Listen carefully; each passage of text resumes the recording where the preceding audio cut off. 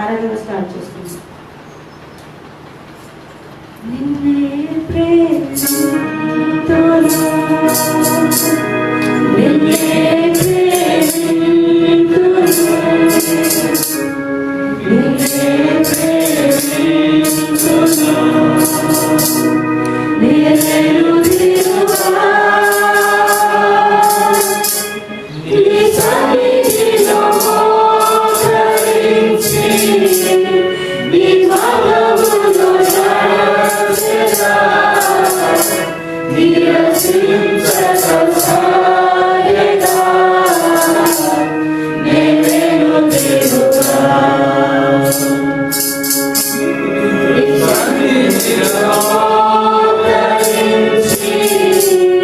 Viva la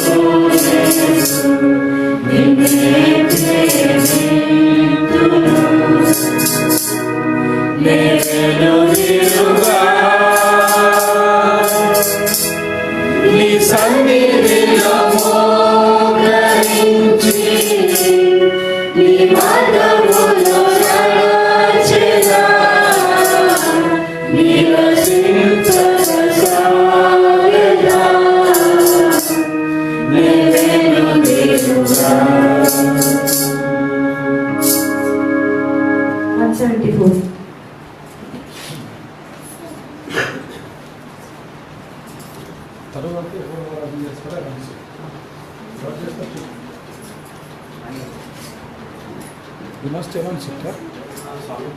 అయిపోయిన తర్వాత ఎవరు చేస్తారు ఆరాధన? You must announce it. Announce it. ఈ పాట తర్వాత హనీ ఆరాధనలో ఈరోజు సర్వీస్ స్టార్ట్ అయింది.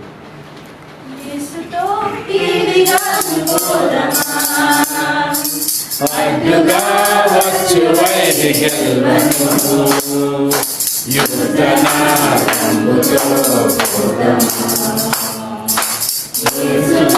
జీవిగాను పోదమా అడ్డుగా వచ్చు వైరి గెలువను యుద్ధనాదంబుతో రాజు సైన్యమందు చేరను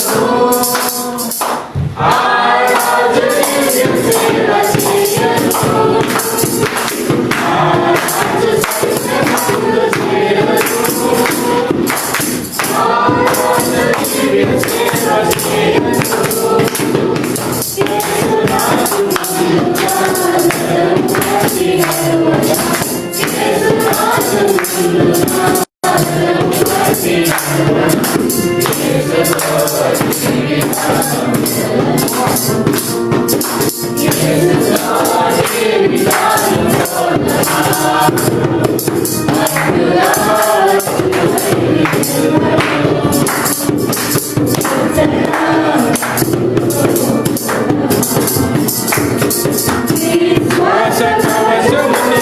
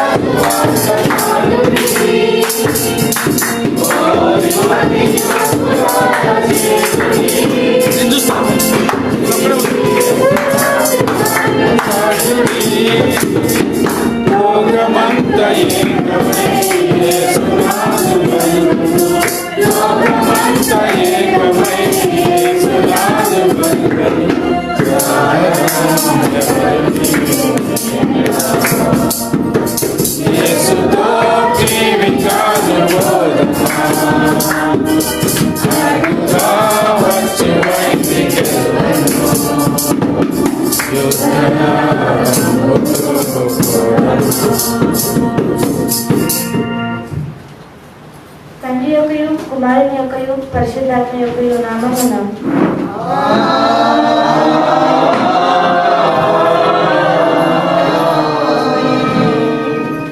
నీ వెలుగును నీ సత్యమును బయలుదేరేను, అవి నాకు త్రోవ చూపను. నీ పరిశుద్ధ పర్వతమును నీ నివాస స్థలములకు నన్ను తోడుకు వచ్చును. అప్పుడు నేను దేవుని బలిపీఠం వద్దకు, నాకు ఆనంద సంతోషము కలుగజేయు దేవుని వద్దకు చేయగలను. దేవా నా దేవా, సితారా వాయించుచు నీకు కృతజ్ఞతాస్తుతులు చెల్లించగలను. ప్రభువునందు ప్రియులారా, యథార్థ హృదయంతో మన తండ్రి అయిన దేవుని సమీపించి ఆయన ఎదుట మన పాపములను ఒప్పుకొని మన ప్రభు అయిన యేసుక్రీస్తు పేరిట మనకు క్షమాపణ దయచేయమని వేడుకొందును. ప్రభువు నామము వలన మనకు సహాయము కలుగుచున్నది.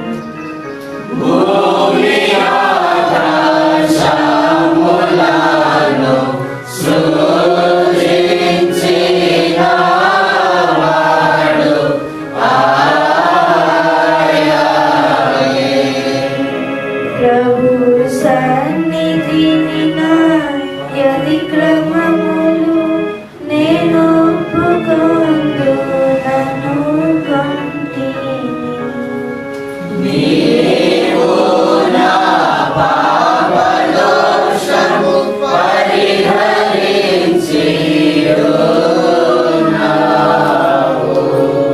నా సృష్టికర్తకు విమోచకుడమైన సర్వశక్తి గల దేవ, దీనులము పాపులము అగుమేము స్వాభావికముగా పాపులమనియు అపవిత్రులమనియు తలపు వలన మాట వలన క్రియ వలన నీకు విరోధముగా పాపము చేసిమనియు నీ ఎదుట ఒప్పుకొనుచున్నాము. కావున మేము మా ప్రభువైన యేసుక్రీస్తు నిమిత్తము నీ కృపను వేడుకొనొచ్చు వేడుకొనొచ్చు మితిలేని కనికరము గల నీ వద్దకు ఆశ్రమముపై వచ్చి ఉన్నాము.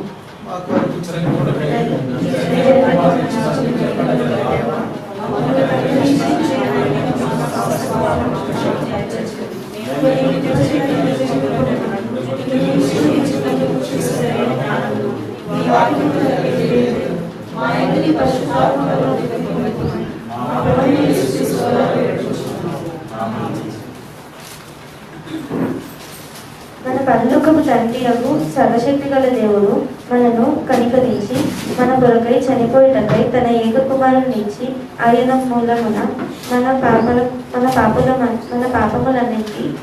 పాపములన్నిటినీ క్షమించి ఉన్నాడు.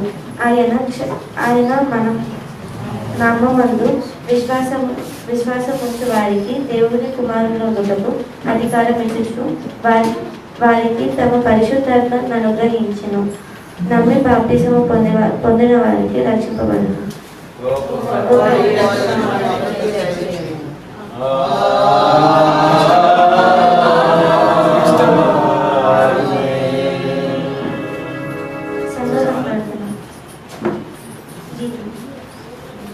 దేవా, నాకు వినిపించుటకు త్వరగా రమ్ము. యెహోవా నాకు సహాయం చేయుటకు త్వరగా రమ్ము. నా ప్రాణము తీయకూడవాడు సిగ్గుపడి అవమానము నందును కాక. నాకు అపాయము కలుగనించు సంతోషించు వారికి వెనుకకు త్రిప్పబడి సిగ్గునందును కాక.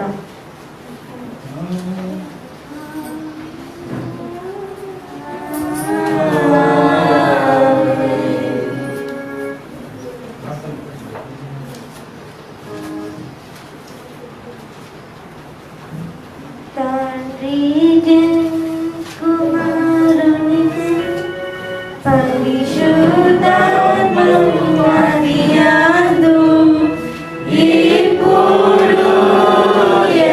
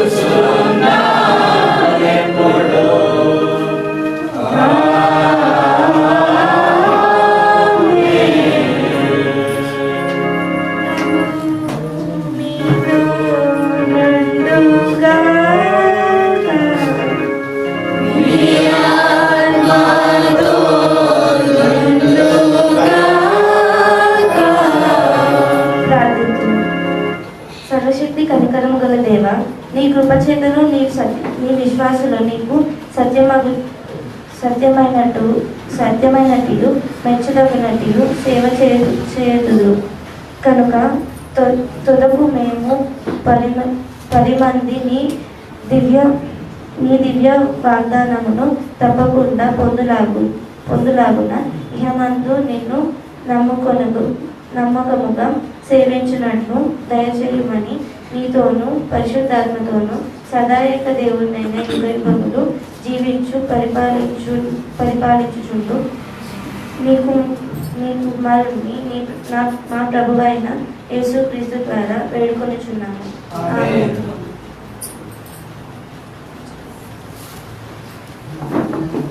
ఈరోజు దినం ఏర్పాటు చేయబడ్డ బైబిల్ వాక్యాలను పాత నిబంధన పాఠ్యంలో ఈరోజు చదువుతాను.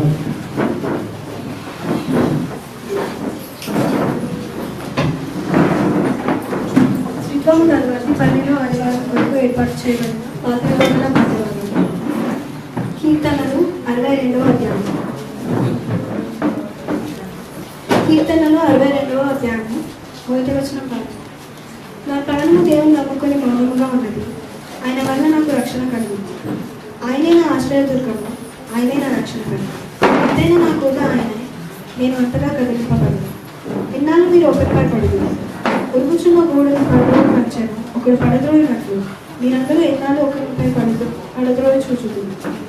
అతని ఔన్నత్యము నుండి అతని పడద్రోయుడిని వారు ఆలోచించుతుంది. అబద్ధం ఆడుట వారికి సంతోషం. వారు తమ నోటితో శుభవచనము పలుకుచు అంతరంగంలో దూషించుతుంది. నా ప్రాణమా, దేవుని నమ్ముకొని మౌనంగా ఉంది. ఆయన వల్లనే నాకు నిరీక్షణ కలుగుచున్నది. ఆయనే నా ఆశ్రయదుర్గము, నా రక్షణదారు. నా ఎత్తైన కోట ఆయనే, నేను కదిలింపబడింది. నా రక్షణకు నా మహిమకు దేవుడే ఆధారం. నా బలమైన ఆశ్రయదుర్గం, నా ఆశ్రయము దేవుని అందే ఉంది. జనులారా, ఎల్లప్పుడూ ఆయన అందు నమ్మిక ఉంచండి. ఆయన సన్నిధిని మీ హృదయమును కుమ్మరించండి. దేవుడు మనకు ఆశ్రయం. అల్పులైన వారు వట్టి ఊపిరి అయి ఉన్నారు. గనులైన వారు మానస్వరూపులు. శ్వాసలో వారందరూ పెరిగిపోతుంది. వట్టి ఊపిరి కన్నా అలకనగా ఉన్నారు. బలాత్కారం ముందు నమ్మిక ఉంచదు. దోచుకున్న చేత గర్వపడదు. ధనము హెచ్చినను దాన్ని లక్ష్య పెట్టదు. బలము తనదని ఒక మారు దేవుని సెలవించింది. 2 మారులు ఆ మాట నాకు వినబడింది. ప్రభువా, మనుషులకందరికీ వారి వారి క్రియల చొప్పున నీవే ప్రతిఫలం ఇచ్చుచున్నావు కాగా విభజింపలేవు నీ.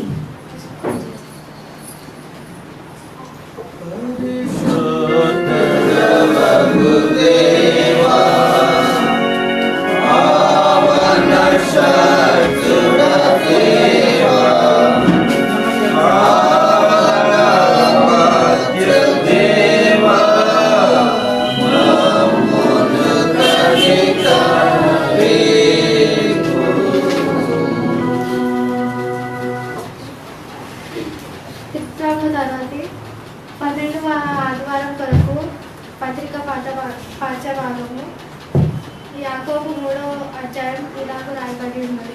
నా సహోదరులారా, బోధకులమైన మనము మరి కఠినమైన తీర్పు పొందుదామని తెలుసుకొని మీలో అనేకులు బోధకులు కాకుండాలి. అనేక విషయములలో మనమందరము తప్పిపోతున్నాము. ఎవడైనాను మాట యందు తప్పిన ఎడల అట్టివాడు లోపలు లేని వాడై తన సర్వ శరీరమును స్వాధీనమందుకున్న శక్తి గల వాడుగును. గుర్రములు మనకు లోబరుటకై నోటికి కళ్ళెము పెట్టి వాటి శరీరం అంతయు త్రిప్పుదుము గదా. ఓడలను కూడా చూడుడి, అవి ఎంతో గొప్పవై పైనుగానికి కొట్టుకొని పోబడినను ఓడ నడుపు వాడిని ఉద్దేశము చొప్పున మిక్కిలి చిన్నదగు చుక్కలని చేత త్రిప్పబడును. అలాగుననే నాలుక కూడా చిన్న అవయవమైనను బహుగా అదిరిపడును.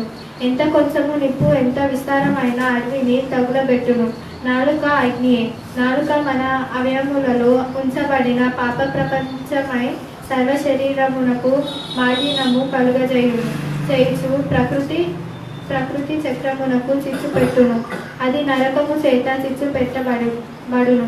మృగపక్షి సర్పజలచరములలో ప్రతి జాతియు నరజాతి చేత సాధు కజలును సాధు ఆయను కానీ ఏ నరుడును నాలుకను సాధు చేయనేరడు. అది మరణకరమైన విషయముతో నిండినది. అది నిరర్గళమైన దుష్టత్వమే. దీనితో తండ్రి అయిన ప్రభువును స్తుతింతుము.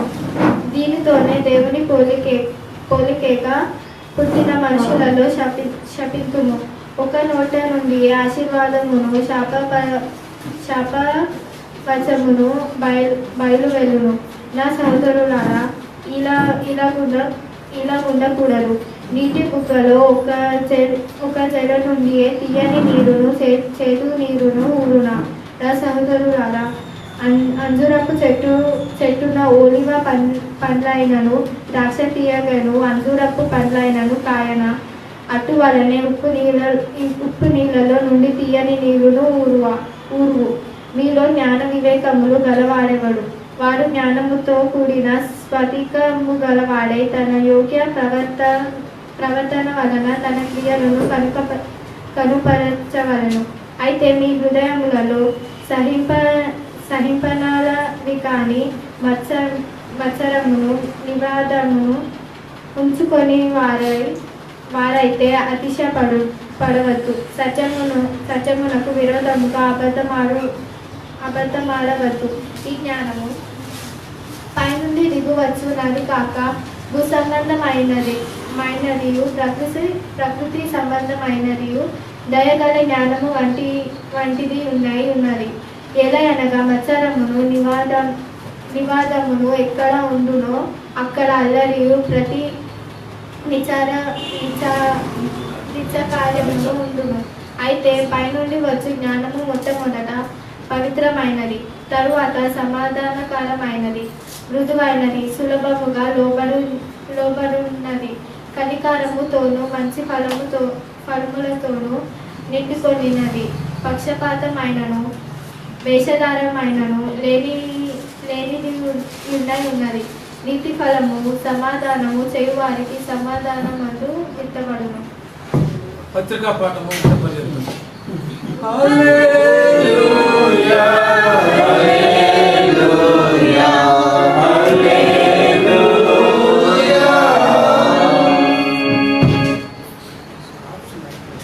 త్రికోణ తరగతి 12వ ఆదివారం కొరకు ఏర్పాటు చేయబడిన సువార్త పాఠ్యభాగము యోహాను సువార్త 8వ అధ్యాయం 37 నుంచి 45 వరకు చదువుతాం.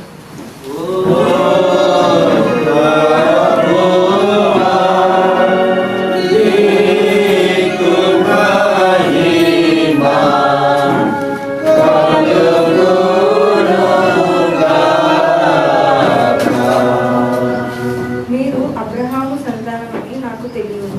ఆయనను మీలో నా వాక్యమునకు చోటు లేదు కనుక నన్ను చంపవెదుకుచున్నారు. నేను నా తండ్రి వద్ద చూచిన సంగతులే బోధించుచున్నాను. ఆ ప్రకారమే మీరు మీ తండ్రి వద్ద విన్న వాటినే జరిగించుచున్నారని వారితో చెప్పాను. అందుకు వారు ఆయనతో, మా తండ్రి అబ్రహాం అని. యేసు, మీరు అబ్రహాము పిల్లలైతే అబ్రహాము చేసిన క్రియలు చేతురు.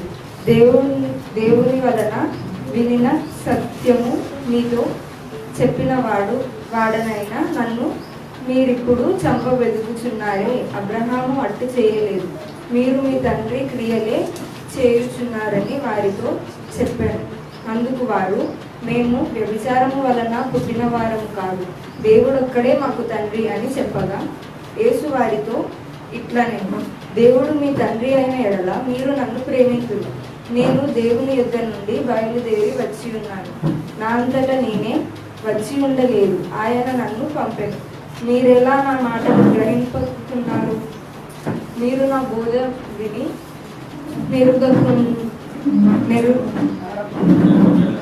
మీరు మీ తండ్రి యగు అపవాది సంబంధులు, మీ తండ్రి దురాశలను నెరవేర్చు కోరుచున్నారు.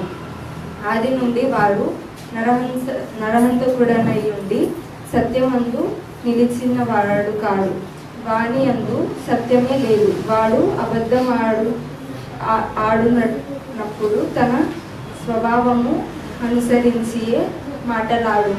వాడు అబద్ధమునకు జనకుడనై ఉన్నాడు. నేను సత్యమునే చెప్పుచున్నాను గనుక మీరు నన్ను నమ్మరు.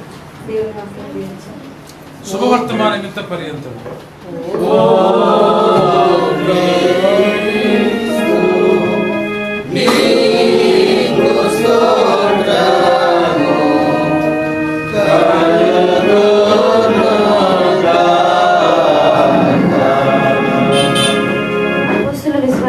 విశ్వాస ప్రమాణము మన విశ్వాస ప్రమాణంలో ఒప్పుకున్నాము. భూమి ఆకాశంలో సృజించిన సర్వశక్తి గల తండ్రి అయిన దేవుని నమ్ముచున్నాము. ఆయన ఏక కుమారుని మన ప్రభు అయిన యేసుక్రీస్తుని నమ్ముచున్నాము. ఆయన పరిశుద్ధాత్మ వలన గర్భము ధరింపబడి కన్య మరియకు పుట్టి పొంది పిలాతు అధికారం శిలువ వేయబడి చనిపోయి సమాధి చేయబడినాను. అదృశ్యలోకమును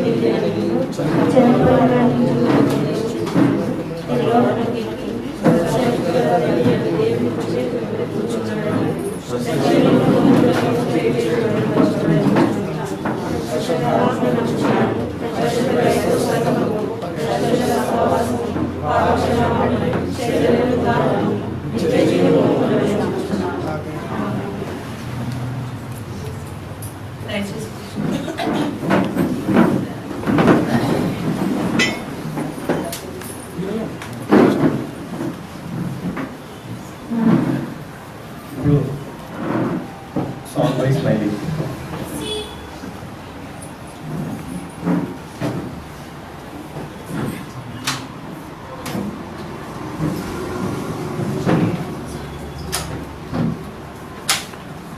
మనసున్న మంచి దేవా, నీ మనసును నాకిచ్చావా, మనసు మలినమైన నాకై మనిషిగా దిగి వచ్చావా.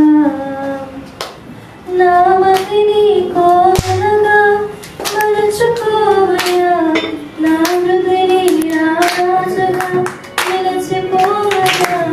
నా మదిని కోరగా మరచుకోవయా, నా హృదయని రాజగా నిలచిపోవయా. మనసున్న మంచి దేవా, హృదయం వ్యాధితో నిండిన కపట తీవ్రము, దానిని గ్రహించుట ఎవరి సాధ్యము.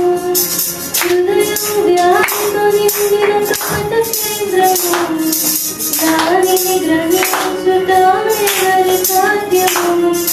మనసు మర్మరిగిన మహనీయుడా, మనసు మార్చగలిగిన దేవుడా, మనసు మర్మరిగిన మహనీయుడా, మనసు మార్చగలిగిన దేవుడా. నా మదిని కోరగా మరచుకోవయా, నా హృదయని రాజుగా నిలిచిపోవయా. నా మదిని కోరగా మరచుకోవయా, నా హృదయని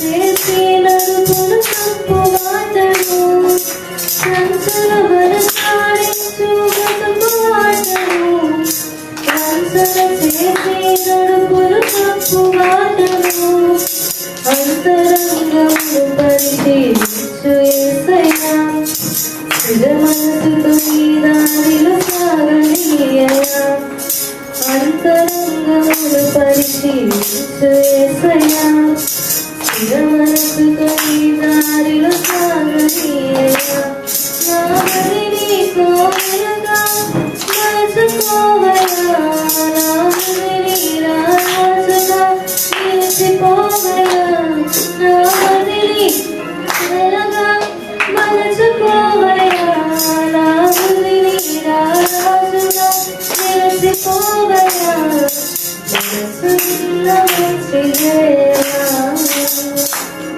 నిండు మనసులో నిన్ను ఆశ్రయించి దీన మనసుతో నీ కరచిన వాయించి నిండు మనసుతో నిన్ను ఆశ్రయించి దీన మనసుతో నీ కరచిన వాయించి పూర్ణ శాంతి గలవారి గణంలో మార్చమా తరతరాలకు క్షేమము చేకూర్చమా పూర్ణ శాంతి గలవారి గణంలో మార్చమా తరతరాలకు క్షేమము చేకూర్చమా నా మదిని కోవెలగా మలచుకోవయ్యా నా మదిని రాజుగా నిలిచిపోవయ్యా నా మదిని కోవెలగా మలచుకోవయ్యా నా మదిని రాజుగా నిలిచిపోవయ్యా మనసున్న మంచిదేవా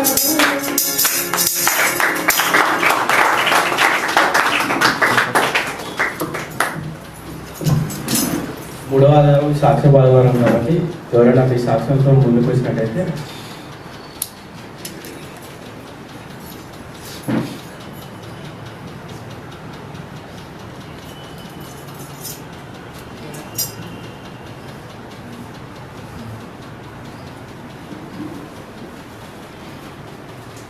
దేవుని నామం అందరికీ వందనాలండి. రీసెంట్గా నా సెమిస్టర్ ఎగ్జామ్స్ అయ్యాయి. సో రిజల్ట్స్ కూడా వచ్చాయి. సో ముందు సెమిస్టర్లో 97% వచ్చింది. అండ్ ఈసారి సెమిస్టర్ అంత మంచిగా రాయలేదు. క్వశ్చన్ పేపర్స్ కూడా టఫ్ రాయడం అది జరిగింది. ఇంట్లో ఆల్రెడీ చెప్పి పెట్టాను, ఎక్కువ ఎక్స్పెక్ట్ చేయకండి అని చెప్పేసి అమ్మకి చెప్పాను. కానీ రీసెంట్గా రిజల్ట్స్ వచ్చి చూసుకుంటే ఇప్పుడు 98% వచ్చింది నా రిజల్ట్. అది కాకుండా అన్నయ్యకు కూడా అక్కడ జాబ్ బాగానే ఉంది. అండ్ రీసెంట్గా నాన్నమ్మకు కూడా బాగాలేదు, బట్ షీఈ్ ఓకేనా, అంతా బాగానే జరుగుతుంది. ఇంట్లో కూడా మేము అందరం ఇంకా కలిసి అందరూ ముందుకు సాగేటట్టు మీ ప్రేయర్స్లో మమ్మల్ని గుర్తు తెచ్చుకోమని వేడుకుంటున్నాము. అలాగే మా యూత్లో చాలామంది జాబ్స్ కోసం ఇంకా ఎగ్జామ్స్ కోసం ప్రిపేర్ అవుతున్నారు. 10th వాళ్ళు ఉన్నాము, ఇంటర్ వాళ్ళు ఉన్నాము. సో ఇంకా మా ఎగ్జామ్స్లో మేము మంచిగా రాసి మంచిగా పర్ఫామ్ చేసేటట్టు ప్రార్థన చేయమని వేడుకుంటున్నాము.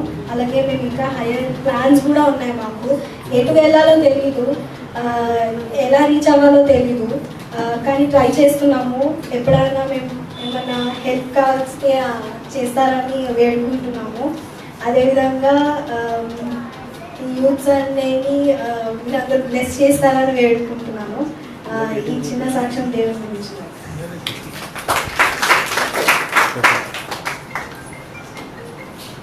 గుడ్ మార్నింగ్ అందరికీ ప్రైజ్ లార్డ్. ఈరోజు మీ అందరినీ చూసి మాకు చాలా ఆనందంగా ఉంది. మాకు యూత్లో లాస్ట్ ఇయర్ నుంచి ఇప్పుడు దాకా చాలా ప్రోగ్రెస్ వస్తుంది అని మేము ఎక్స్పెక్ట్ చేసాము. లాస్ట్ ఇయర్ మేము చాలా బాగా జరిగింది, కానీ ఇయర్ అంత బాగా జరగట్లేదు. మేము ఎన్నిసార్లు ఫోన్లు, మెసేజ్లు, కాల్స్ చేసినా నాకైతే ఏం రెస్పాన్స్ రావట్లేదు. ఇన్ఫ్యాక్ట్ నెగిటివిటీ వస్తుంది. కానీ ప్రస్తుతానికైతే యూత్లో ఉన్న ప్రతి ఒక్కళ్ళు, వస్తున్న ప్రతి ఒక్కళ్ళు, I can see the progress in them. So far Reena, నేను, టీనా, వచ్చే వాళ్ళ గురించి చెప్తున్నాను. అందరూ కూడా మంచి స్టేట్లో ఉన్నారు ఇప్పుడు. ఐ మీన్ ముందు కంటే, లాస్ట్ ఇయర్ కంటే. ఇంకా ఏంటంటే మా కెరియర్స్లో ఇంకా చాలా ఎక్సెల్ అవుతున్నాము. అది కాకుండా దేవుడు మమ్మల్ని స్పిరిచువల్గా స్ట్రెంథెన్ చేస్తూ ఉన్నాడు.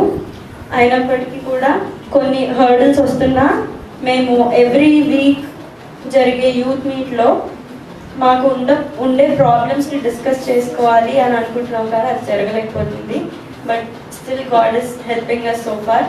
అండ్ నాకు పర్సనల్గా ఈ ఇయర్ నేను ఎప్పుడూ అనుకోలేదు నాకు లైఫ్లో నేను కూడా ఇలాగా ఒక టాపర్ని అవుతాను అనుకోలేదు. అంటే ఇంతకుముందు క్లాస్ వరకు ఉండేది అంతే.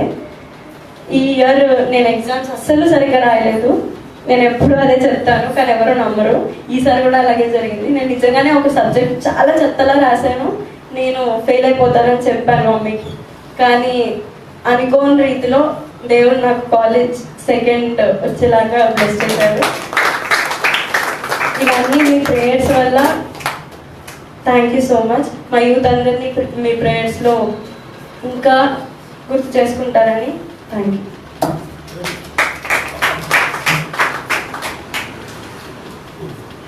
ఇప్పుడు నోవా మన ముందుకు వచ్చి ఈరోజు మెసేజ్ షేర్ చేసుకుంటాం.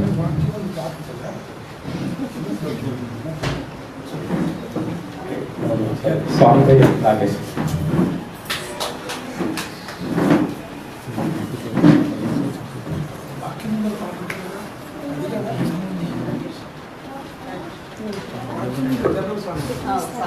కాంపిటీషన్ సాంగ్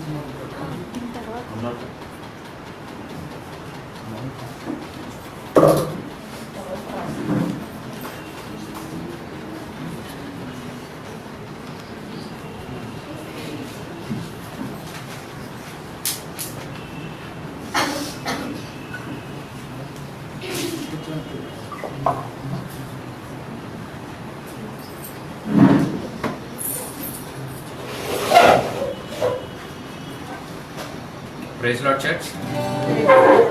నాకు రెస్పాన్స్ రావాలి. Praise Lord church. Praise Lord. నేనేమి డిమాండ్ చేయాలని కాదు, కానీ మనందరం సజీవమైనటువంటి ఒక సంఘం అని నమ్ముతున్నాను. సజీవమైన ఏదైనా సరే రెస్పాన్స్ ఇస్తుందని సైన్స్లో ఒక ప్రూఫ్ ఉందన్నమాట. ఆ ప్రూఫ్ని బేస్ చేసుకొని ప్రైజ్ లార్డ్ చర్చ్ చిన్న పాట పాడుకుంటాం. సో ఈ పాట మీకు కనుక వచ్చినట్టయితే మీరు కూడా నాతో పాటు కలిసి పాడాలని ఒక చిన్న రిక్వెస్ట్. రాకపోయినా సరే మీరు ఏదో ఒక విధంగా ఈ సాంగ్లో ఇన్వాల్వ్ అవ్వాలని నేను కోరుకున్నాను. ఎందుకంటే వాక్యాన్ని నడిపించేటువంటి ఏమంటారు, వాక్యాన్ని ముందు మన మైండ్స్ని ట్యూన్ చేసుకోవడానికి మాకు ఒక ఆపర్చునిటీ. కాబట్టి మీరు అందరు కూడా నాతో కోఆపరేట్ చేస్తారని నమ్ముతున్నాను. Thank you so much.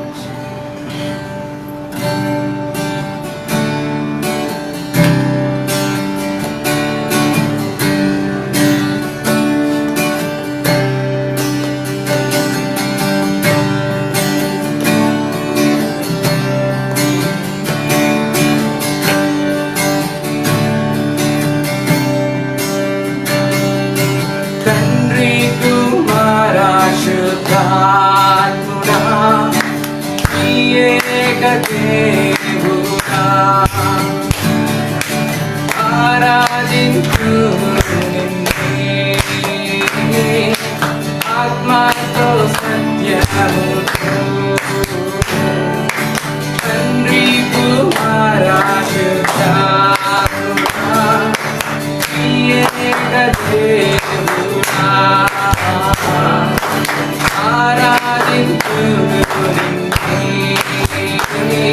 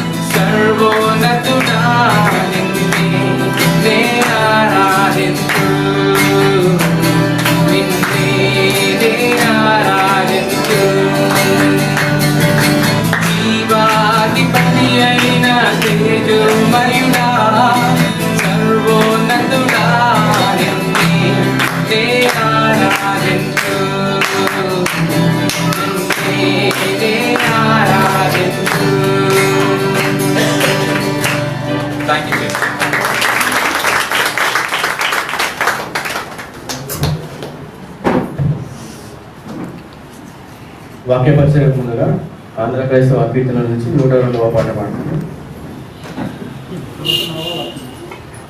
దాని తర్వాత నువ్వు మనతో మెసేజ్ షేర్ చేస్తాను.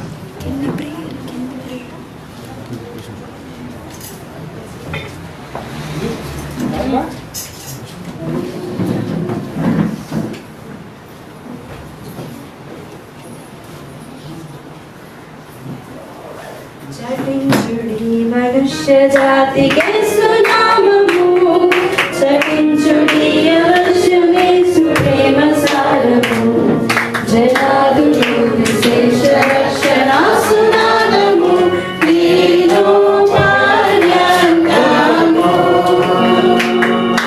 చాటుదాము చాటుదాము, చాటుదాము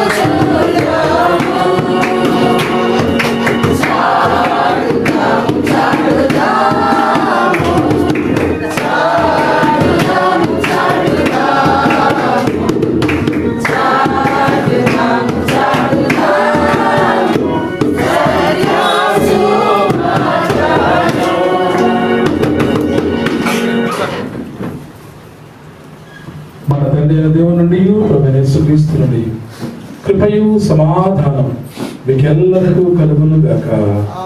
ఆమేన్.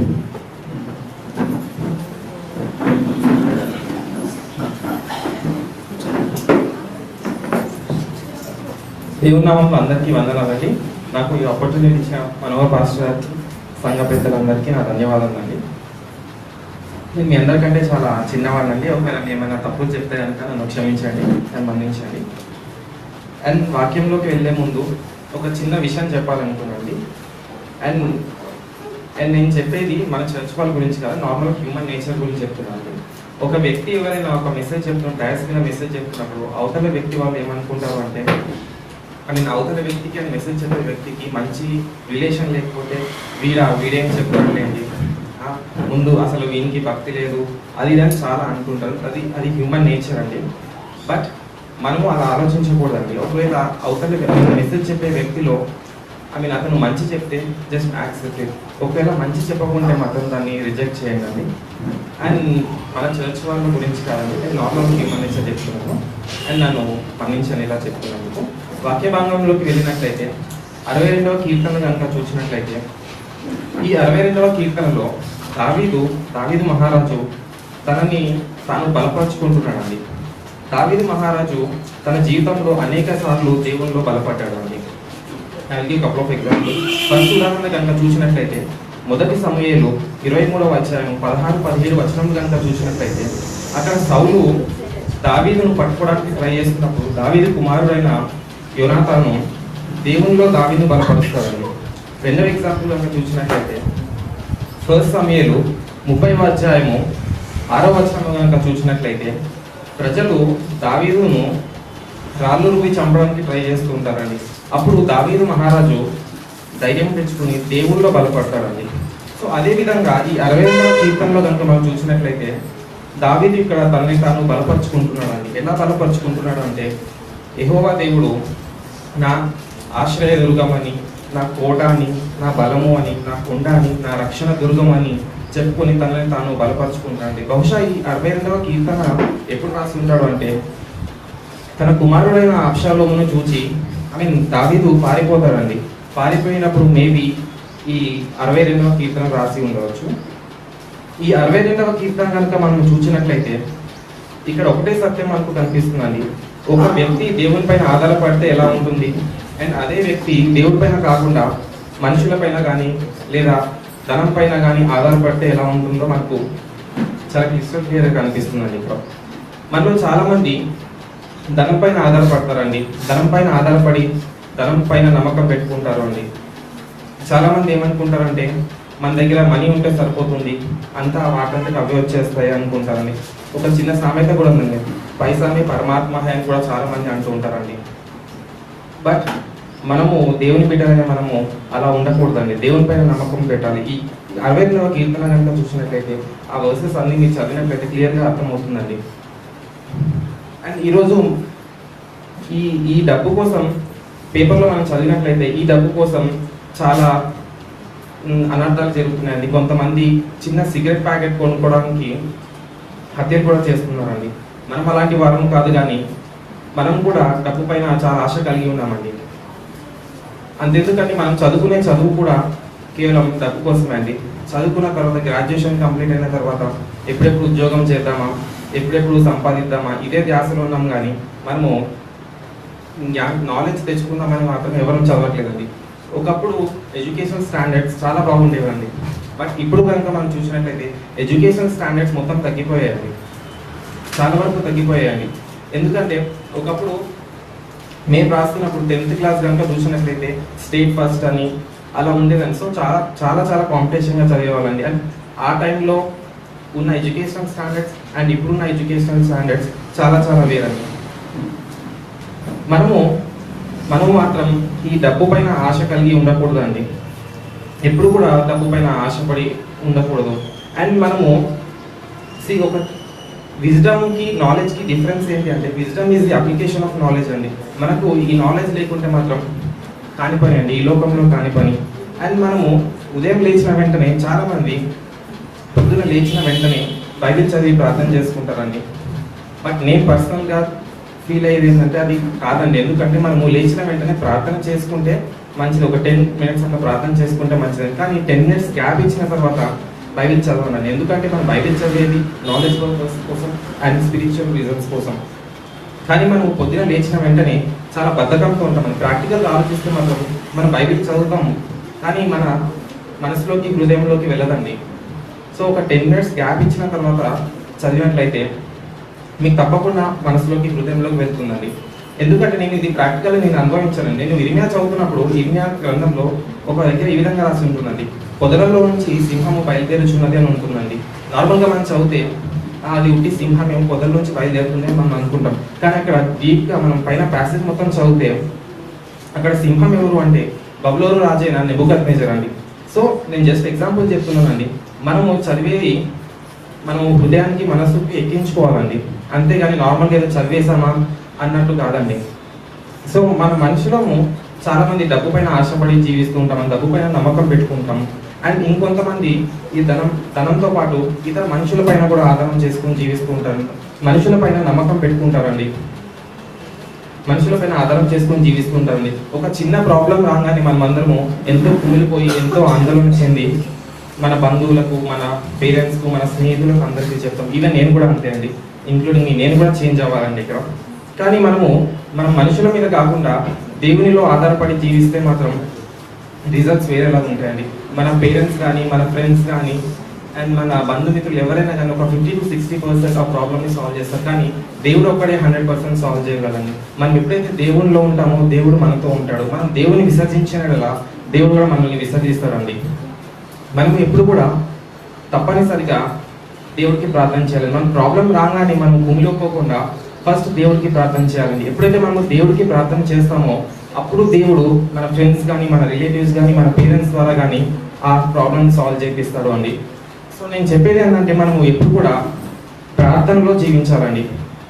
అండ్ నార్మల్గా మనం వెళ్ళి ప్రార్థన చేసేది కాదండి, మన ప్రవర్తనను మార్చుకొని ప్రార్థన చేయాలి. అంతేగాని మన ప్రవర్తన మార్చుకోకుండా, మన హృదయాన్ని శుద్ధి చేసుకోకుండా ప్రార్థన చేస్తే మాత్రం కాదండి, అది సాధ్యం కాదండి. ఎప్పుడు కూడా మన ప్రవర్తనను మార్చుకొని ప్రార్థన చేయాలండి. ప్రవర్తన మార్చుకుని ప్రార్థన చేయండి, you will definitely see the results అండి. అండ్ మనము ప్రార్థన చేస్తున్నప్పుడు ఎన్నో ప్రాపంచిక సుఖాల కోసం పాటుపడుతూ ఉంటామండి.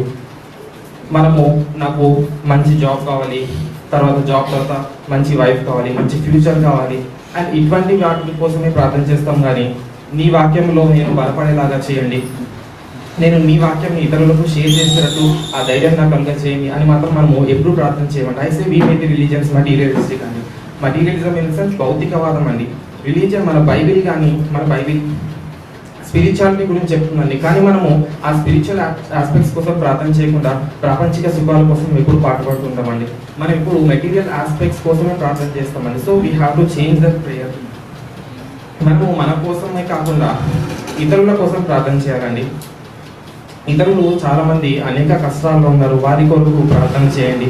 అండ్ మనం ప్రార్థన చేసేటప్పుడు ఒకవేళ మనము ప్రార్థనలో మనము నార్మల్గా నేను ఈ తప్పు చేశాను మనం క్షమించండి, నన్ను క్షమించని ప్రార్థన చేస్తాం. కానీ క్షమించండి అని కాకుండా నేను ఈ తప్పు చేశాను నన్ను శిక్షించండి అని ప్రార్థన చేయండి, definitely will see the results. So నేను ఏం చెప్తున్నాను అంటే మన ప్రవర్తన మార్చుకోవాలని, మన ప్రవర్తన మార్చుకుని ప్రార్థన చేసినట్లయితే definitely will see the results అండి. అంతేకాకుండా ప్రవర్తన మార్చుకోకుండా ప్రార్థన చేసినట్లయితే అది సాధ్యం కానివ్వండి.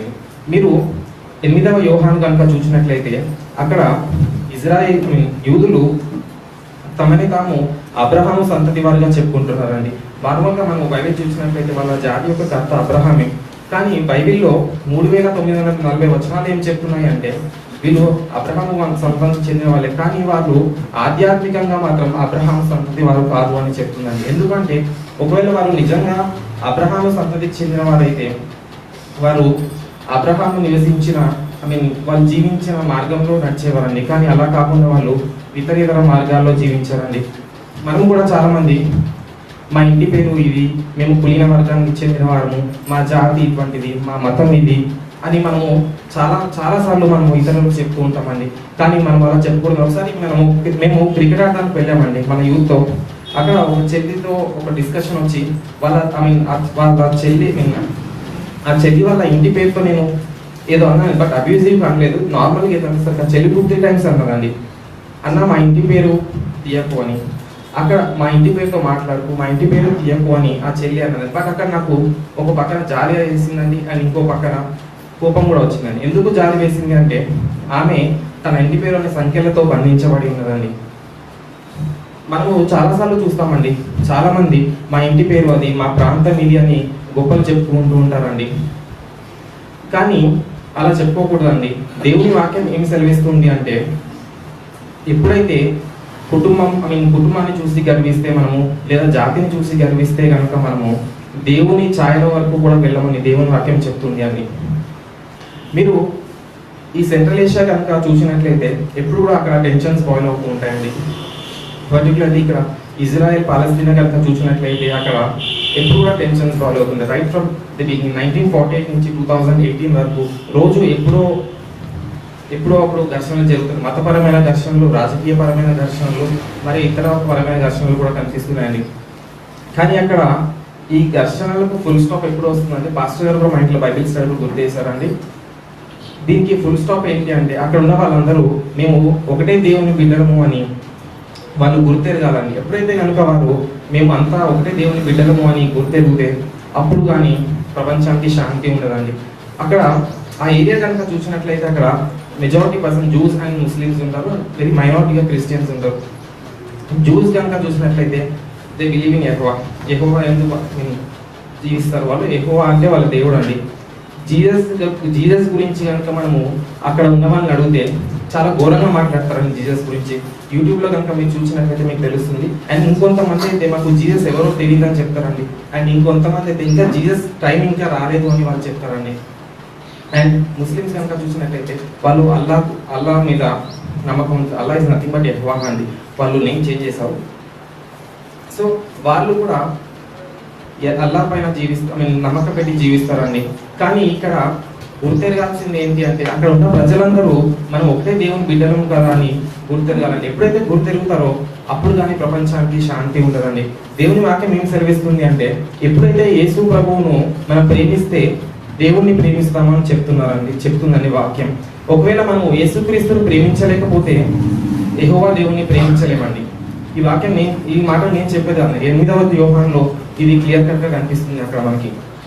సో మనము ఎప్పుడైతే యేసుక్రీస్తును ప్రేమిస్తామో యెహోవా దేవుని ప్రేమిస్తామండి. అండ్ ఈ యూదులు కూడా ఎందుకు చెప్తున్నాను ఈ విషయం అంటే, అక్కడ యూదులు ఏం చెప్పుకున్నారంటే మేము దేవుని బిడ్డలము అని అహంకారంతో చెప్తున్నారు అండి. కానీ ఒకవేళ వాళ్ళు నిజంగా దేవుని బిడ్డలైతే వాళ్ళు యేసుక్రీస్తును ప్రేమించేవారండి. కానీ అక్కడ వాళ్ళు యేసుక్రీస్తును ప్రేమించట్లేదండి. సో వాళ్ళు ఎప్పుడైతే యేసుక్రీస్తును ప్రేమిస్తారో అప్పుడే వారు దేవుని బిడ్డలు అవుతారు. కానీ అక్కడ ఆ విధంగా జరగట్లేదు. మొట్టమొదటిదేమో వాళ్ళు అబ్రహాము సంతతి వారు అని అహంకారంతో చెప్తున్నారు. ఇంకొక పక్కన చూస్తే మేము దేవుని బిడ్డలం అని అహంకారంతో చెప్తున్నారు. ఒకవేళ వారు నిజంగా అబ్రహాము సంతతిని ఆధ్యాత్మికంగా జీవించినట్లయితే అబ్రహాము నడిచిన మార్గంలో నడిచేవారు. అండ్ ఒకవేళ వారు నిజంగా దేవుని బిడ్డలు అయితే వాళ్ళు యేసుక్రీస్తును ప్రేమించేవారండి. ఎప్పుడైతే మనము ఈ రెండు విషయాలను పాటిస్తే మాత్రం అప్పుడే మనం దేవుని బిడ్డలం అవుతామండి. ఎప్పుడైతే మనం యేసుక్రీస్తును ప్రేమిస్తేనే మనం యెహోవా దేవుని ప్రేమిస్తామండి. మరియు యాకోబు పత్రికను కనుక చూసినట్లయితే అక్కడ యాకోబు పత్రికలో ఈ విధంగా రాయబడి ఉంటుందండి. యాకోబు పత్రికలో యాకోబు 3వ అధ్యాయంలో నాలుక గురించి చాలా అత్యద్భుతంగా మాట్లాడబడి ఉన్నదండి. ఈ న్యూ టెస్ట్మెంట్లో కనుక చూసినట్లయితే, కొత్త నిబంధనలో కనుక చూసినట్లయితే అక్కడ మనకి 4 యాకోబులు కనిపిస్తారండి. ఈ యాకోబు ఎవరు అంటే యేసుక్రీస్తు అతి స్వయాన సోదరుడు అండి. యాకోబు నాలుక గురించి చాలా అత్యద్భుతంగా మాట్లాడతారండి. నాలుక అనేది ఒక మాట్లాడే శక్తి అండి. మన మనసులో అలాగే మన హృదయంలో ఏమనుకుంటున్నామో వాటిని ఎక్స్ప్రెస్ చేసే సామర్థ్యం అండి నాలుక అంటే. ఇక్కడ యాకోబు ఏం చెప్తున్నాడు అంటే, ఇంతవరకు ప్రపంచంలో మానవ చరిత్రలో తన నాలుకను అదుపు చేసుకున్నది ఎవరూ లేరు, యేసుక్రీస్తు తప్ప అని చెప్తున్నాడని. యాకోబు ఇంకేం చెప్తున్నాడు, ఇప్పటి వరకు మనము గొప్ప గొప్ప వ్యక్తులను చూసాము. అబ్రహాము కానీ, మోషే కానీ, పేతురు కానీ, పౌలు కానీ, వీళ్ళు కూడా తమ నాలుకను అదుపు చేసుకోలేకపోయారు. సో ఇప్పుడు యాకోబు ఏం చెప్తున్నాడంటే, ఇంతటి గొప్ప జ్ఞానులే, ఇంతటి గొప్ప వ్యక్తులే తమ నాలుకను అదుపు చేసుకోలేకపోయారని మనము అలా ఆలోచించి మన నాలుకను అదుపు చేసుకోవడానికి ప్రయత్నించకుండా మానేయద్దండి, మనము ట్రై చేయాలండి. అండ్ ఇక్కడ యాకోబు మనకు ఒక సొల్యూషన్ కూడా ఇస్తున్నాడు. ఏంటి ఆ సొల్యూషన్ అంటే, ఎప్పుడైతే మన హృదయంలో అలాగే మన మనసులో దేవుని వాక్కుతో నిలుపుకుంటామో అప్పుడు మన నోటి నుంచి మంచి వాక్యములు వస్తాయని, మంచి మాటలు వస్తాయని యాకోబు చెప్తున్నాడండి. సో మనము కూడా మన హృదయాన్ని అలాగే మనస్సును దేవుని వాక్కుతో నింపుకోవడానికి దేవుడు సహాయం చేయను గాక. దేవుని చిన్న వాక్యాన్ని దీవించును గాక.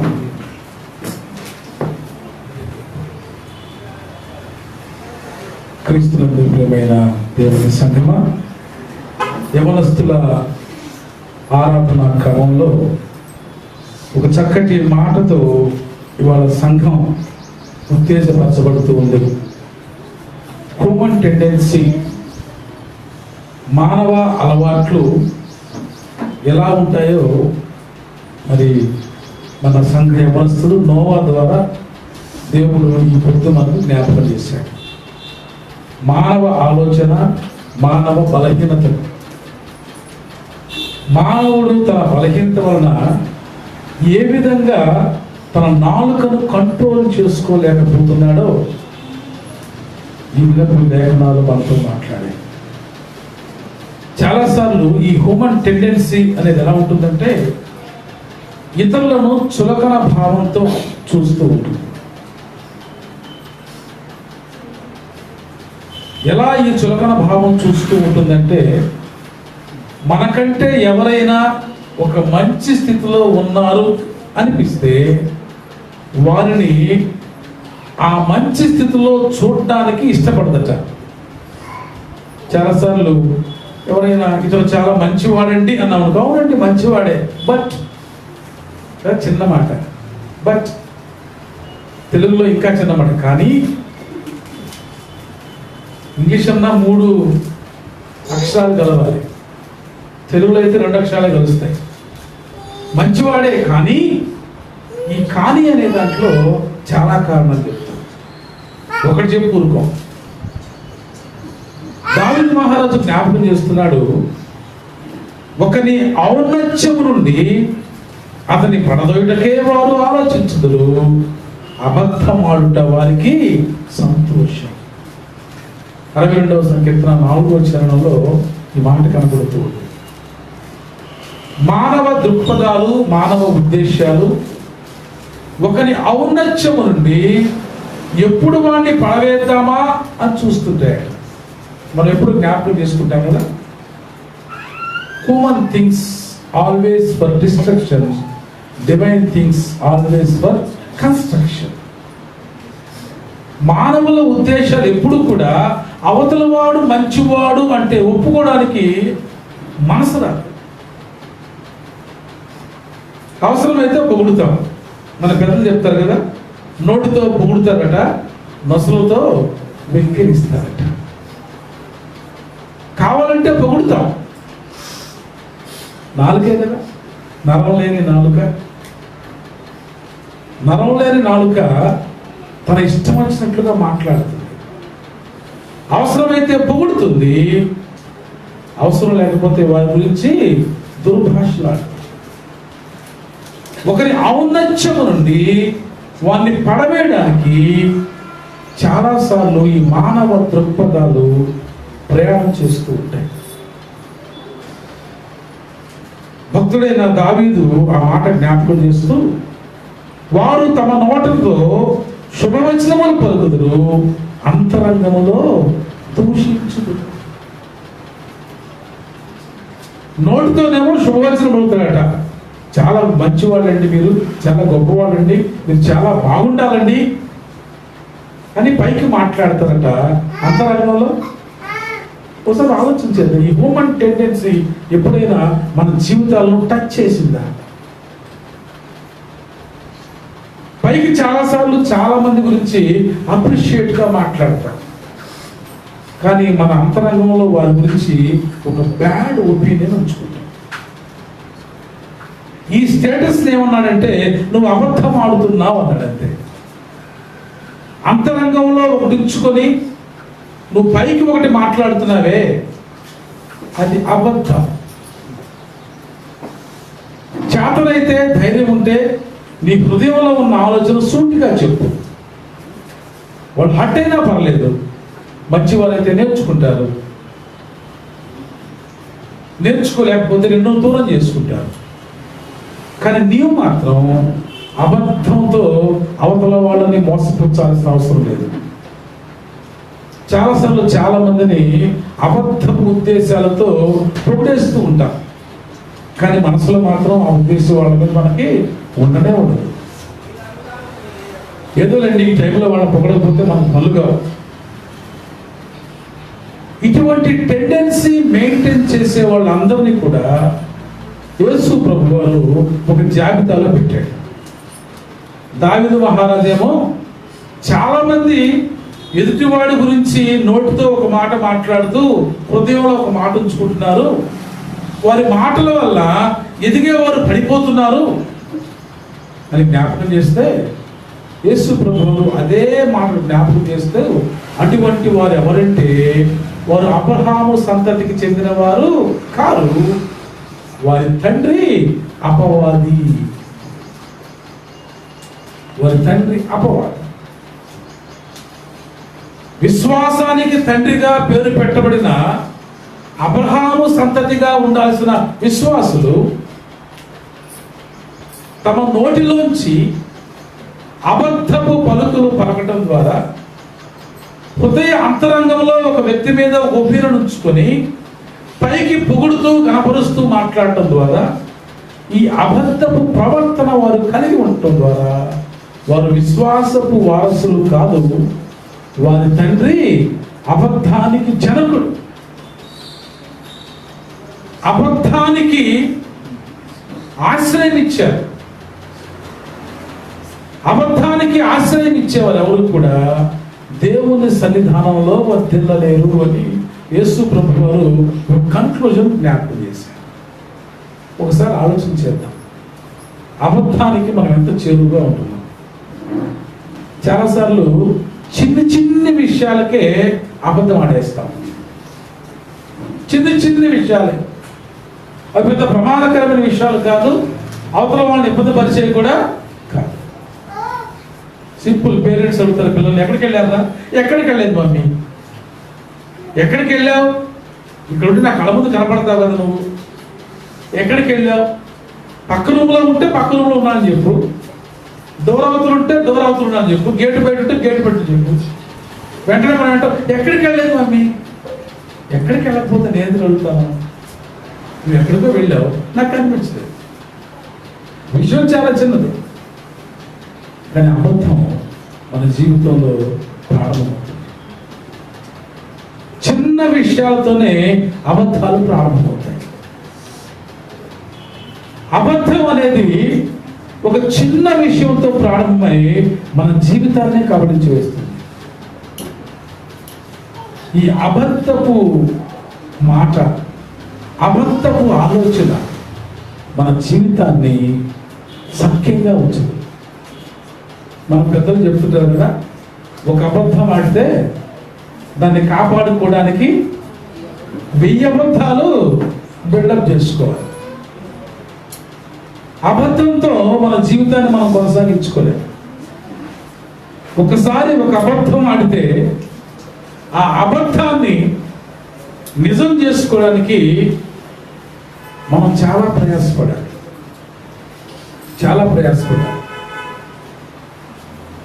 నా జీవితంలో ఒకసారి నేను థియలాజికల్ స్టడీస్ అయిపోయిన తర్వాత బెంగళూరు జర్నీ చేస్తూ ఉన్నా.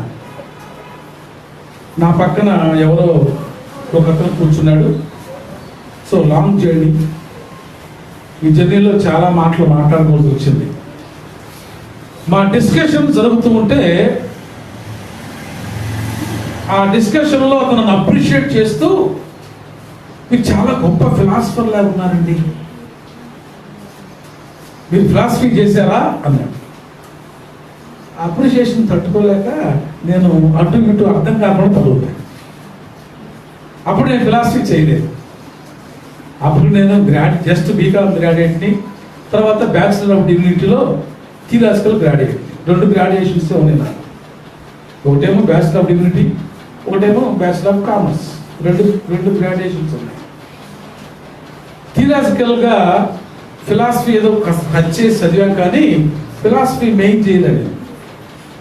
ప్రయాణం సాగుతూనే ఉంది. తల ఊపాను.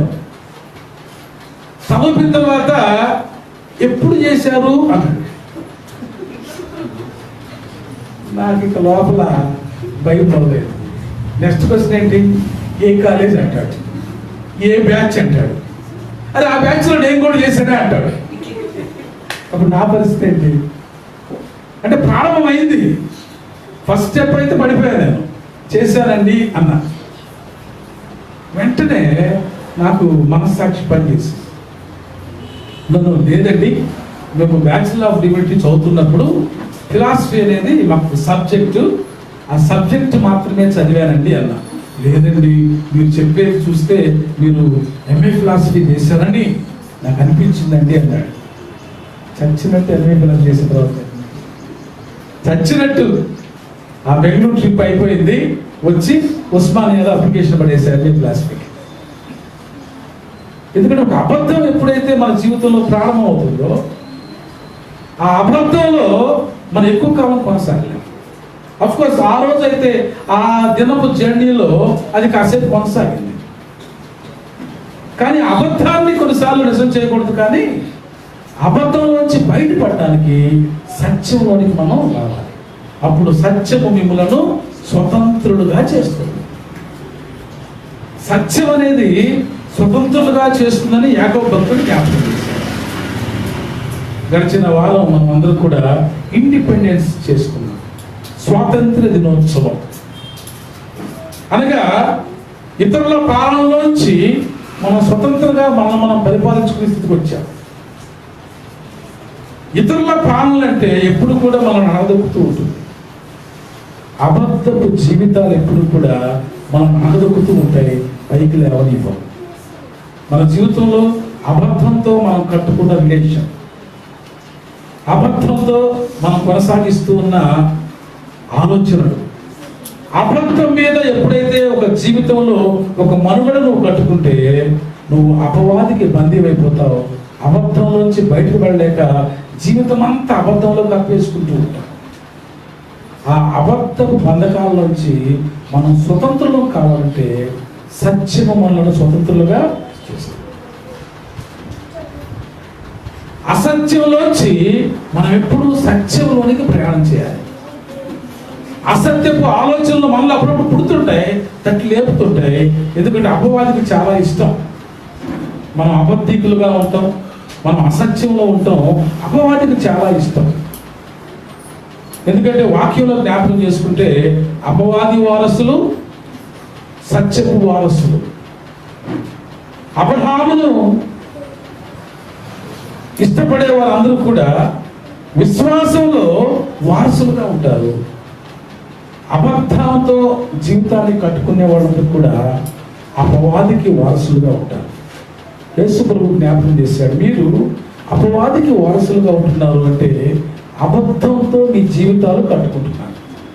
మన రిలేషన్స్, మన official status, day to day లైఫ్లో అబద్ధాలతో చాలాసార్లు మనం జర్నీ చేస్తుంటాం. ఈ జర్నీ ఏం చేస్తుంటే మనల్ని ఎక్కడో క్లచెస్లో పెట్టేస్తాయి. ఆ క్లచెస్లోంచి బయటకు రాలేదు. అక్కడ మనం ఒకటి నేర్చుకోవాలి. ఎవరితో అబద్ధమాడామో, యుద్ధ నిమిత్తమైతే అబద్ధమాడామో, ఒక్కసారి మనం ఓపెన్ అయ్యి అక్కడ సత్యం చెప్పగలిగితే ఆ రోజు నుంచి మనం చాలా ధైర్యంగా వెళ్తాం. నీవు సత్క్రియలు చేసినలా తల ఎత్తుకునవా? దేవుడు మాట్లాడుతూ ఉన్నాడు. నీవు సత్క్రియలు చేసిన తల ఎత్తుకునవా? నువ్వు అసత్క్రియలతో నీ జీవితాన్ని కట్టుకుంటే జీవితాంతం తలదించుకొని బతకాలి.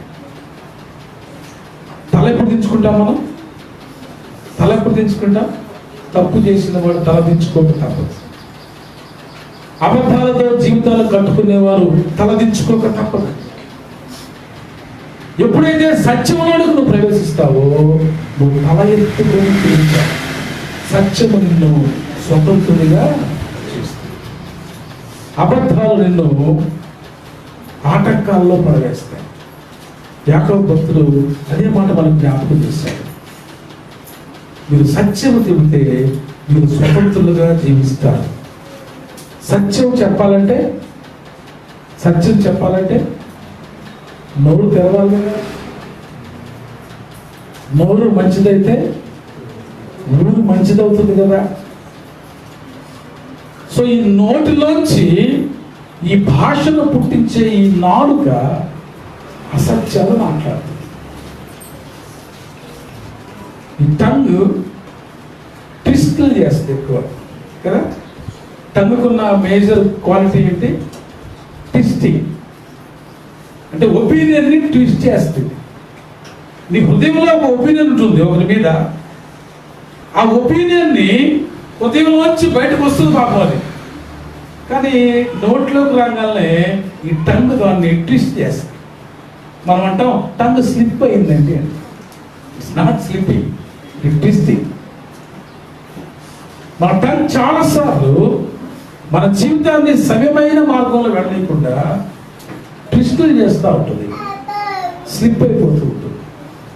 ఈ టంగ్ స్లిప్ అవ్వడం వల్ల చాలామంది జీవితాలు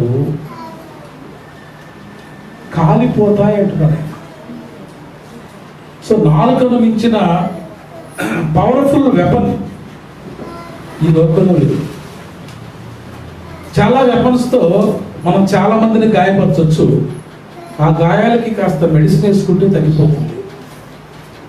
నాలుకతో నువ్వు చేసే గాయం చూసావా, వారి హృదయాలకు క్షోభ కలిగిస్తుంది. ఈ నాలుకతో మాట్లాడుతున్నప్పుడు చాలాసార్లు నాలుకను కంట్రోల్లో ఉంచుకోవాలి. ఎగ్జాంపుల్ చెప్పాడు భక్తుడు. గుర్రానికి నోటికి కళ్ళెం వేస్తాం, ఓడకు చుక్కాని పెడతాం. అలాగే మనిషి తన నాలుకను ఎప్పుడు కూడా స్వాధీనంలో ఉంచుకోవాలి. ఉంచుకోవడం అంటే కంట్రోల్ యువర్ మౌత్ కదా. ఇప్పుడు మనం కాషన్ చెప్తున్నాం, control your mouth, control your tongue. నాలుకను కంట్రోల్లో ఉంచుకోవడమే మానవ జీవితంలో అతి అమూల్యమైన విషయం. ఎందుకంటే ఈ నాలుక అబద్ధాలు ఆడుతుంది, ఈ నాలుక మెచ్చుకుంటుంది, ఈ నాలుక అంతలోనే దూషిస్తుంది. ఒక నోటితో శుభవచనం మాట్లాడుతూ మరొక నోటితో శాపవచనాలు మాట్లాడు. యాకోబుతున్నా ఇప్పుడే కదండి బ్లెస్సింగ్స్ చెప్పావు, ఇప్పుడేగా బ్లెస్సింగ్స్ చెప్పావు, అంతలోనే దూషిస్తున్నావేంటి? ఒక చక్కటి భావం ఇక్కడ యాకోబుతుడు రాశాడు, దేవుని స్వరూపంతో జన్మించిన వారిని నువ్వు ఎందుకు దూషిస్తున్నావు? చేతైతే ఆశీర్వదించు, చేత కాకపోతే మౌనంగా. ఒక వ్యక్తిని మనం ఎప్పుడూ దూషించకూడదు. చేతైతే దీవించు, చేతైతే ఆశీర్వదించు, చేత కాకపోతే మౌనంగా ఉంది. అంతేగాని నాలుక ఈజీగా కదులుతుంది కదా అని ఇష్టమైన మాటలతో అవతల వాళ్ళ హృదయాలను గాయపరచుతూ ఆ గాయాలు మానడం చాలా కష్టం. మనలో చాలా మంది గమనించండి, అందరం కలిసిమెలిసిగా ఉన్నట్లే ఉంటాం, కానీ అందరి మధ్య చాలా అభిప్రాయ భేదాలు ఉంటాయి. ఇతరుల మీద మనకి ఏదో చిన్న చూపు ఉంటుంది. కారణం ఏంటి అంటే వాళ్ళకి మనకు మధ్య కొన్ని కాన్వర్జేషన్ జరిగినప్పుడు కొన్ని మాటలు మన హృదయాలను గాయపరిచాయి, కొన్ని మాటలు వాళ్ళ హృదయాన్ని గాయపరిచాయి.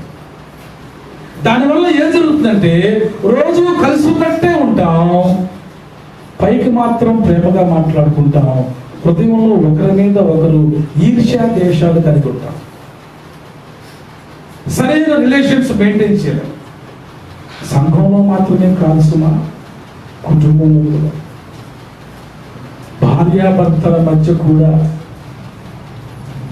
అన్నదమ్ములు అక్క చెల్లెళ్ళ మధ్య కూడా ఈ నాలుకను స్వాధీనం చేసుకోకపోవడం వల్ల, నోటికొచ్చింది మాట్లాడటం వల్ల మన అనుబంధాలు కూలిపోతూ ఉన్నాయి, ఆప్యాయతలు తరిగిపోతూ ఉన్నాయి. ఎంత తక్కువ మాట్లాడితే అంత మంచిది. నువ్వు మాట్లాడినప్పుడు నీ మాట ఎలా ఉండాలట? ఎలా ఉండాలి చెప్పండి?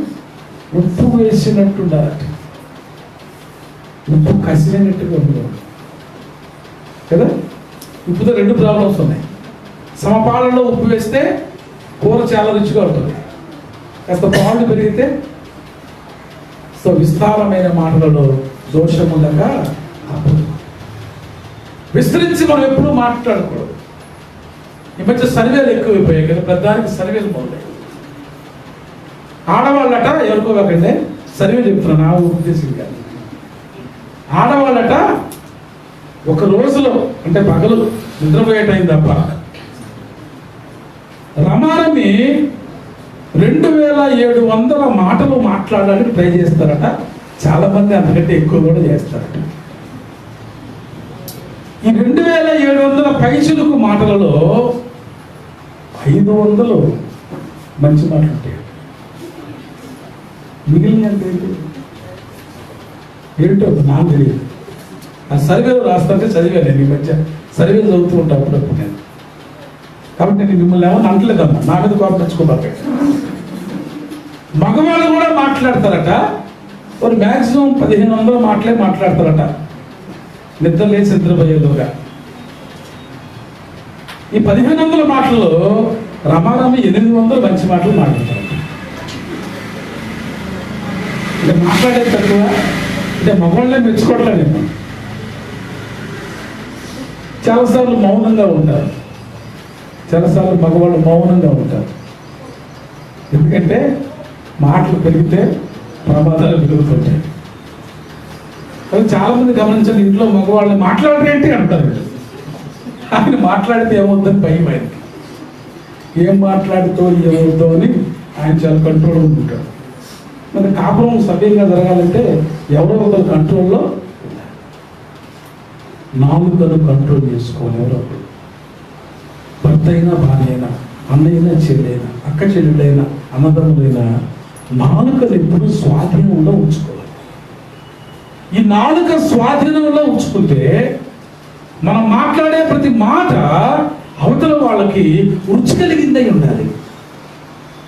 అవతల వాళ్ళని హర్ట్ చేసేది అయి ఉంటుంది. ఒక హర్ట్ చేసే మాట నీ హృదయంలోంచి బయటకు వస్తుంటే ట్రై టు కంట్రోల్ ఇట్.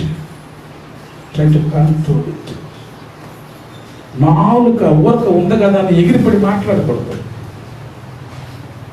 అప్పుడేదో అన్నావులేండి, ఎందుకన్నావు?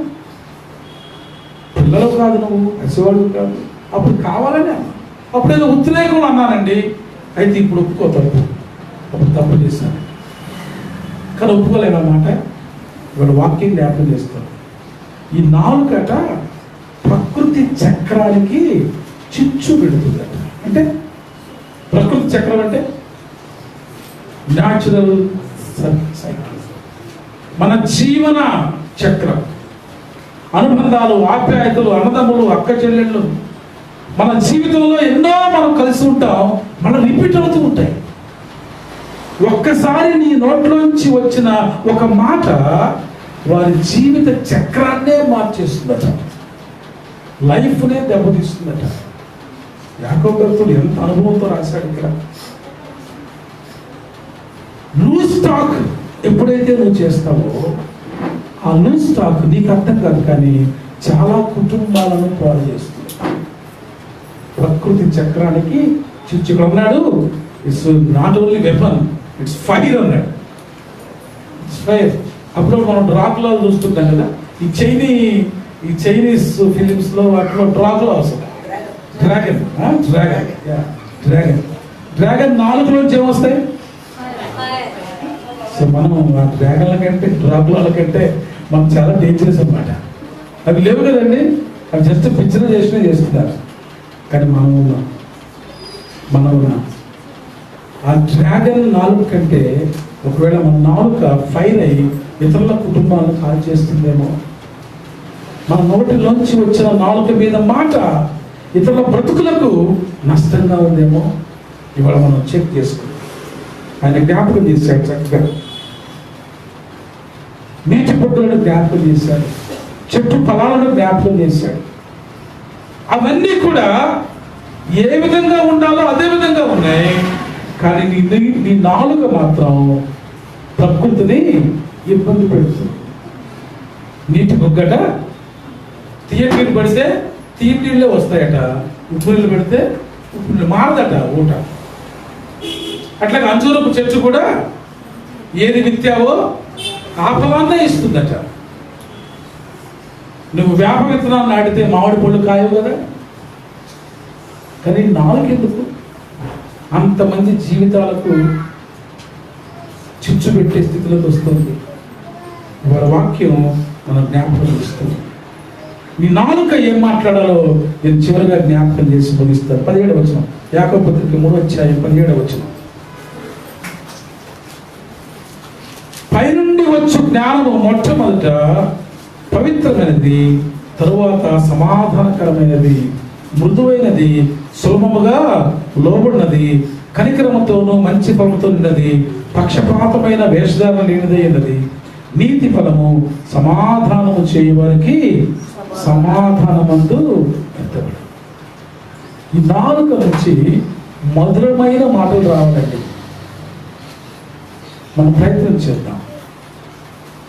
మనం ఎవరిని కంట్రోల్ చేయక్కర్లా. మనం చాలా ట్రై చేస్తాం కదా, పిల్లల్ని కంట్రోల్ చేద్దాం, కొంతమంది భర్తను కంట్రోల్ చేసుకుందాం, కొంతమంది భార్యని కంట్రోల్ చేసుకుందామని ఎవరికి వాళ్ళు ట్రై చేస్తుంటారు. భర్త ఏమో భార్యని కంట్రోల్లో పెట్టుకుందాం అంటాడు, భార్య ఏమో భర్తని కంట్రోల్, వీళ్ళిద్దరూ ఒకరినొకరు కంట్రోల్లో పెట్టుకోవడానికి రోజు ప్రయాసాలు పడుతుంటారు. అక్కర్లేదమ్మా, నాలుగు కంట్రోల్లో పెట్టుకోండి సార్. నీ నాలుగు కంట్రోల్లో పెట్టుకుంటే నీ భర్తని కంట్రోల్లో ఉన్నట్టే. నీ నాలుగు కంట్రోల్లో పెట్టుకుంటే నీ భార్య నీ కంట్రోల్లో ఉన్నట్టే. నీ జీవితం నీ కంట్రోల్లో ఉన్నట్టే. నీవు దేవుని కంట్రోల్లో ఉన్నట్టే. ఎవరి నాలుకనైతే మృదువుగా వాడటం నేర్చుకుంటారో వారు దేవుని కంట్రోల్లో ఉంటారు, వారు ఆయన మాటలు వింటారు.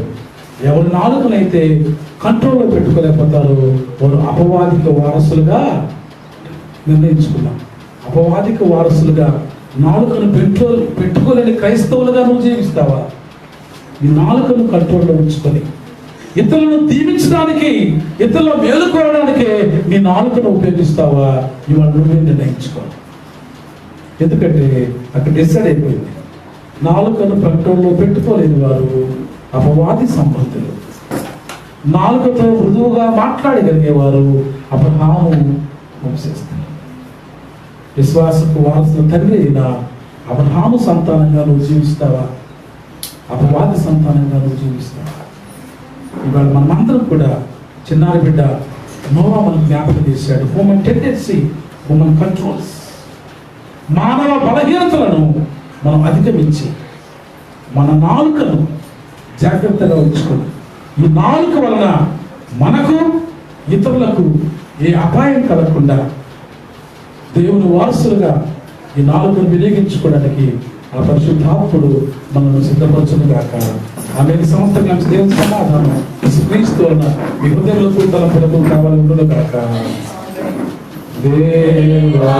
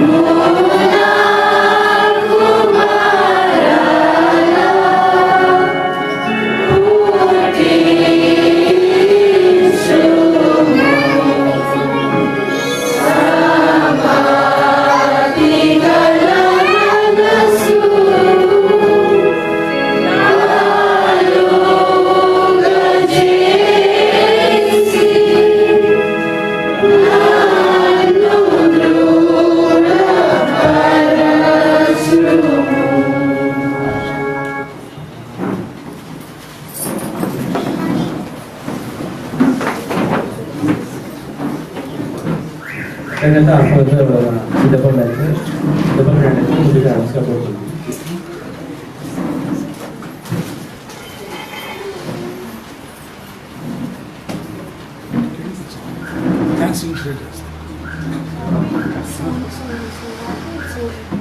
ఉద్యోగం కలిగి ప్రార్థన చేయాలి. ప్రార్థన చేస్తాను.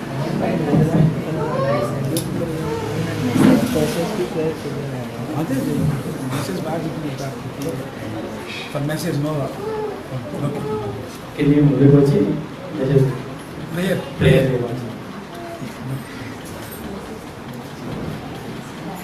మంచి మెసేజ్ ఇచ్చినందుకు ప్రార్థన నో మంచి మెసేజ్ ఓకే.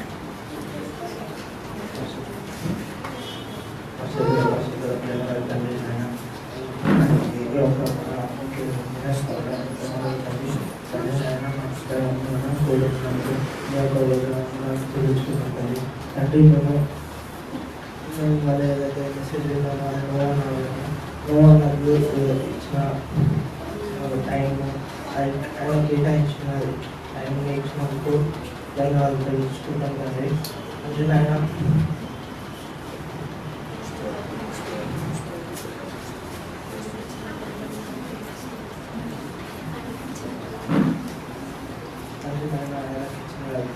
బట్టి స్తోత్రం తెలుసుకున్నాం. తొలగాలని యేసు పరిశుద్ధ నామములో ప్రార్థిస్తున్నాను. ఆమేన్. Very good.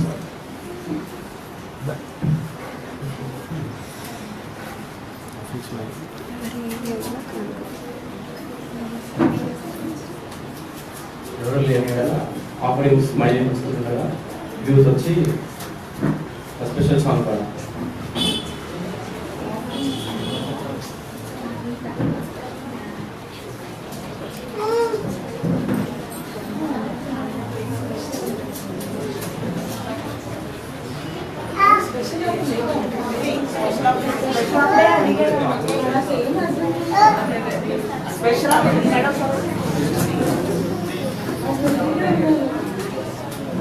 ప్రత్యేక కానుకల కొరకు ఎవరైనా సిద్ధపడి ఉంటే దయచేసి ముందుకు రావాలని కోరుచున్నాను.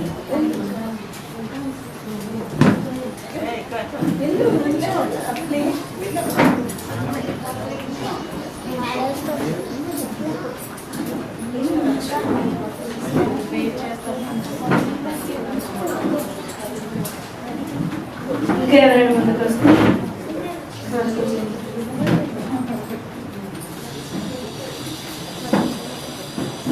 సోనం దయచేసి ముందుకు వచ్చి కానుకలు ప్రారంభించాల్సింది.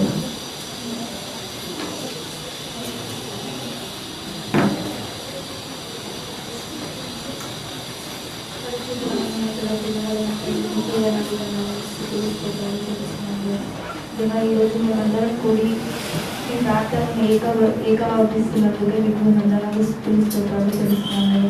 అదేవిధంగా కదా ఎవరైతే ఆరోగ్యంతో బాగుంటున్నారు కదా, మీరు వాళ్ళు మీ చల్లని చేతుల్ని వాళ్ళ మీద ఉంచి కదా వాళ్ళని కాపాడండి దేవా. మరియు దేవా ఈ ప్రియమైన బిడ్డలకు ప్రార్థిస్తున్నాను కదా, విజయానికి ఫ్యామిలీని దీవించండి కదా. మరియు కదా ఈ ప్రయాణంలో మీ తోడు నుండి మమ్మల్ని నడిపించినందుకే మీకు వందనాలు తండ్రి. మరియు దేవా విజయానికి ఫ్యామిలీని దేవా దీవించండి దేవా, వాళ్ళ ఫ్యామిలీని దీవించండి దేవా. మోహన్ రావు తాతని దీవించండి దేవా, వాళ్ళ ఫ్యామిలీని కూడా దీవించండి దేవా. వాళ్ళ వర్క్స్లో ఏ విధమైన కష్టాలు రాకుండా మీరు చూడండి దేవా. మరియు దేవా వాళ్ళ కుటుంబాన్ని కూడా దీవించండి దేవా. వాళ్ళ హెల్త్ పర్పస్ కూడా మేము ప్రేయర్ చేస్తున్నాం దేవా. మరియు దేవా వాళ్ళ పిల్లల్ని కూడా దీవించండి దేవా. వాళ్ళ స్టడీస్లో కూడా మీరు వాళ్ళ తోడు నుండి వాళ్ళని నడిపించామని కోరుకుంటున్నాను దేవా. మరియు దేవా ఎవరు కానీ దేవా ఏ విధమైన అనారోగ్యంతో బాధపడుతున్నా కానీ దేవా మీ చల్లని చేతులను వాళ్ళ మీద ఉంచండి దేవా. ఈ కానుకలను స్వీకరించండి దేవా. ఈ వ్యక్తిగత ప్రార్థనలను స్వీకరించండి దేవా. ఈ చిన్ని ప్రార్థనలు మీ ప్రియకుమారుని యేసునామమున అడిగి ప్రార్థించుకుంటున్నాం తండ్రి. తండ్రి కుమార పరిశుద్ధాత్మ త్రియేక దేవుని దీవెన కృతజ్ఞత అర్పణలు అర్పించిన కుటుంబాలకు బిడ్డలకును వారి ఉద్యోగములకు దేవుడు తోడయండి. కృపాక్షేమములు ఆయురారోగ్యములు సమృద్ధికరంగా దేవుడు మీకు అందరికి అనుగ్రహించును గాక. ఆమేన్. ఆమేన్.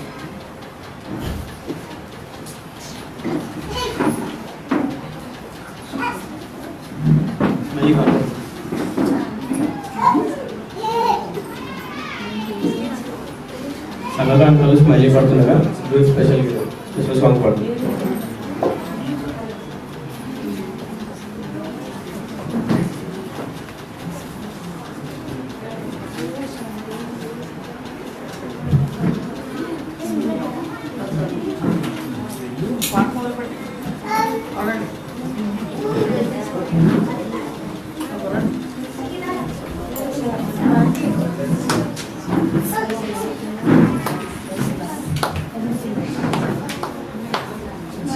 జీవాధిపతి జీవం గురించు జీవాధిపతి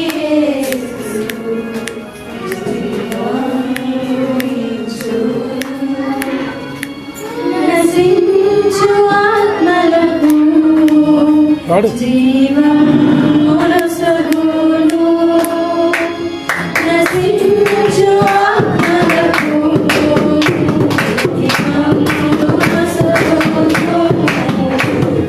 జీవాధిపతి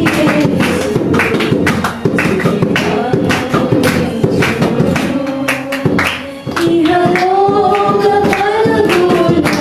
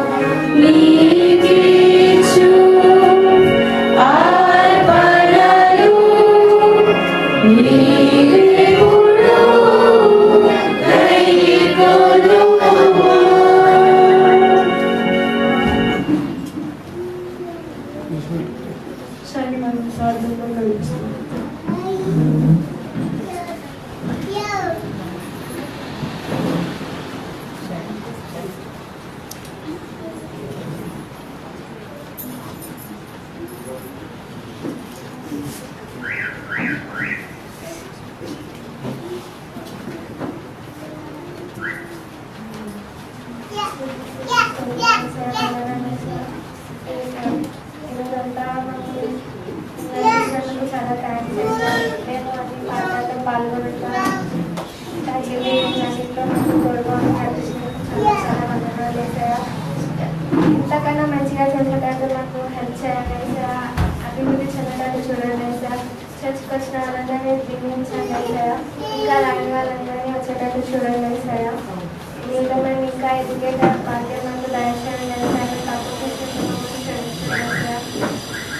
మంచిగా మేము అన్నీ చేసేటట్టు మంచి చదువుకునే అందరికీ దయచేయండి సార్. జ్ఞానం పెట్టి దయచేయండి సార్. అందరికీ ఆరోగ్యం బలం దయచేయండి సార్. రాష్ట్రపతి వాళ్ళందరూ మంచిగా ఉండేటట్టు చూడండి సార్. మేము కూడా మంచిగా ఉండేటట్టు చూడండి సార్. యూత్ కోసం ప్రార్థిస్తున్నాయి సార్. మీలో అభివృద్ధి చెందేటట్టు చూడండి సార్. చిన్నపిల్లలు సండే స్కూల్లో మంచిగా పాల్గొని ఇంకా మంచిగా పాల్గొని చూడండి సార్. సంఘ సభ్యులందరూ